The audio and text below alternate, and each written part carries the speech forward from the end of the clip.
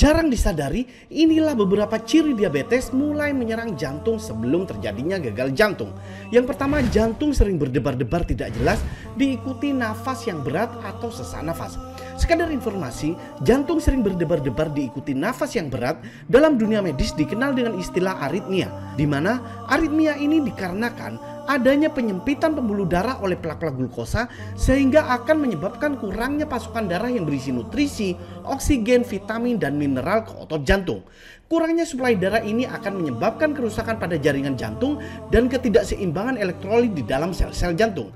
Hal ini akan berakibat pada detak jantung tidak stabil dan menurunkan kemampuan jantung untuk memompa darah ke seluruh tubuh, termasuk ke paru-paru, sehingga inilah yang menyebabkan nafas terasa berat.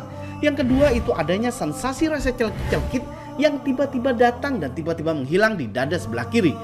Ketika irama jantung terganggu atau mengalami denyut yang tidak teratur atau aritmia, aliran darah ke otot jantung bisa menjadi tidak konsisten.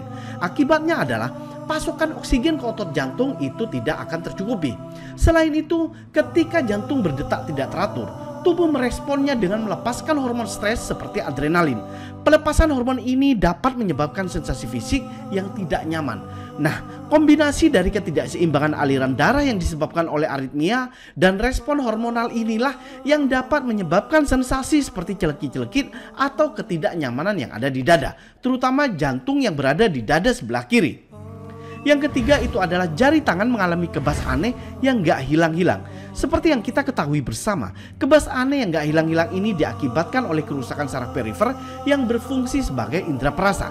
Dan lagi-lagi penyebabnya adalah dikarenakan kurangnya suplai darah karena adanya penyempitan atau penyumbatan pada pembuluh darah oleh plak-plak glukosa yang bertemu dengan kolesterol.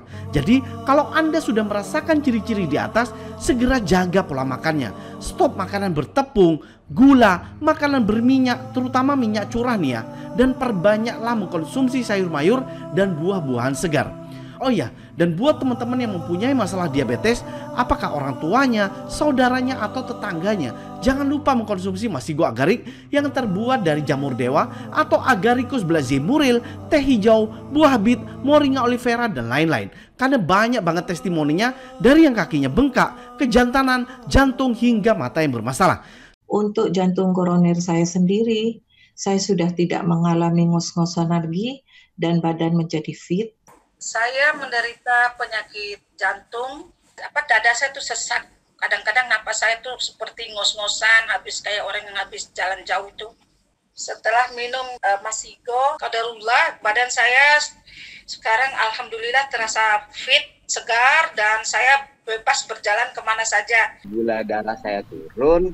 Terus untuk vitalitas juga stamina meningkat kan gitu.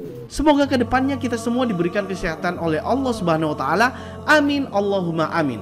Untuk pemesanan silakan klik link di bawah ini. Terima kasih.